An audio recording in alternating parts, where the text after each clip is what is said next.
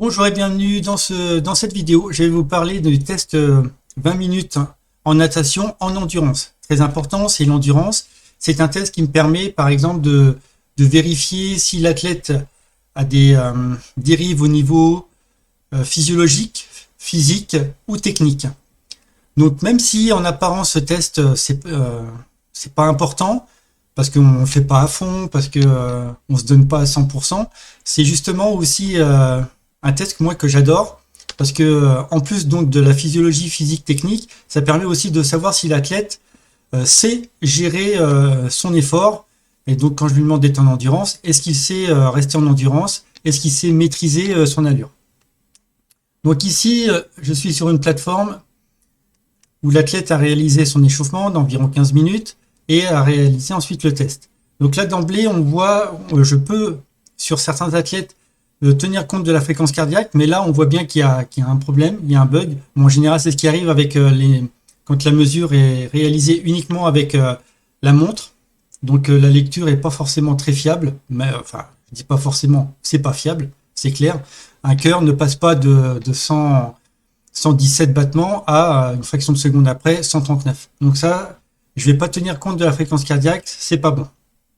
En ce qui concerne l'allure, là on est bien.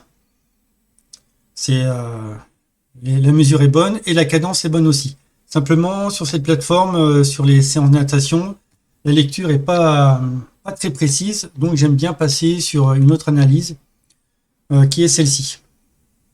Donc là déjà un petit récapitulatif, 1000 mètres, 24 minutes 47, on a l'allure, les trucs moyens, etc. Bref, c'est très bien. Ce qu'on a déjà en plus, c'est la distance par cycle. Donc ça, c'est très intéressant. Et cette métrique là, le Swolf, bon, elle est là, je m'en sers un petit peu. C'est pas ma préférée puisque des fois avec la fatigue, la poussée au mur est moins importante ou enfin bref, elle varie. Et cette métrique n'en tient pas compte. Mais bon, là je sais que cet athlète pousse toujours plus ou moins de la même manière, donc ça va être intéressant. Donc déjà aussi, on peut voir directement qu'il y a deux longueurs qui ont des anomalies. Donc le calcul final ne va pas en tenir compte. Ça va m'aider déjà d'éliminer les données qui sont obsolètes. Donc ensuite là, on voit au niveau de la distance par cycle. Alors c'est imperceptible, ça paraît stable en retirant ça. Donc après on verra la différence. Pareil pour cette métrique là. Le récapitulatif tous les 100 mètres. Et donc là, on voit déjà donc amplitude courte, c'est une donnée très importante. C'est-à-dire que ici, pour cet athlète, il faudrait qu'elle puisse atteindre à chaque coup de bras 1,15 m de distance parcourue par cycle. C'est pas le cas. Donc c'est une donnée que moi je trouve intéressante, plus intéressante que celle-ci. Donc après, ce qui en ressort, c'est le nombre de coups de bras. C'est une athlète qui sait gérer son allure. C'est parfait. Elle fait moins de coups de bras, plus la distance est longue, et moins elle fait de coups de bras. Donc elle est plus efficiente. La distance par cycle est meilleure. Bon, ça, cet indice-là, il baisse aussi, donc l'efficience de son coup de bras est meilleure aussi. Et c'est quelqu'un qui nage de manière très stable. Rien à dire au niveau physiologique. Ça, c'est la conclusion. Et donc c'est une athlète qui se connaît très bien. Au niveau physiologique, il n'y a pas de problème. Donc, c'est pas sur la distance qu'on va pouvoir faire des gros progrès. Par contre, puisqu'elle elle ne pousse pas assez, on va faire un travail avec plaquette pour qu'elle puisse gagner en force. Un éducatif avec toucher cuisse et le pouce pour qu'elle puisse améliorer le fait que ça pousse pas assez bien jusqu'au bout. Donc des fois la main elle va jusqu'au bout mais elle est mal positionnée. Donc d'où l'intérêt de toucher la cuisse avec le pouce. Et ici faire en sorte que au lieu de subir le nombre de coups de bras avec la fatigue, là c'est un éducatif qui lui permet de maîtriser. C'est elle qui prend le contrôle du nombre de coups de bras qu'elle va faire par longueur. Donc de temps en temps elle va compter et faire en sorte de maîtriser ces nombres de coups de bras.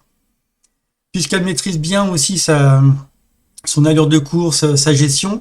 Ça, c'est un exercice qui sera intéressant puisque elle va prendre conscience de comment elle va percevoir les tensions musculaires en fonction du nombre de coups de bras qu'elle souhaite faire.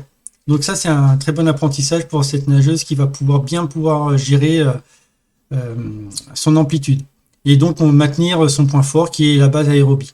Donc après, on retrouve ce genre de petits graphiques où pour cette nageuse, la technique sera beaucoup plus importante pour elle et maintenir un travail d'endurance.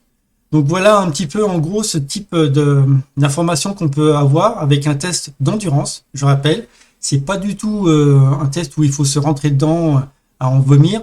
C'est un travail qui permet de mettre en lumière si la personne a besoin de plus de force, plus de technique, plus de physiologie, etc., etc.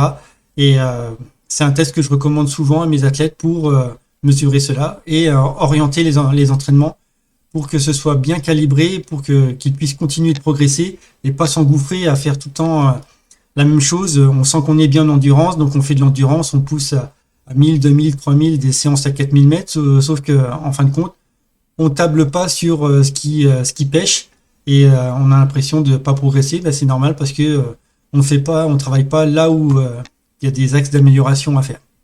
Donc voilà tout l'intérêt de ce test.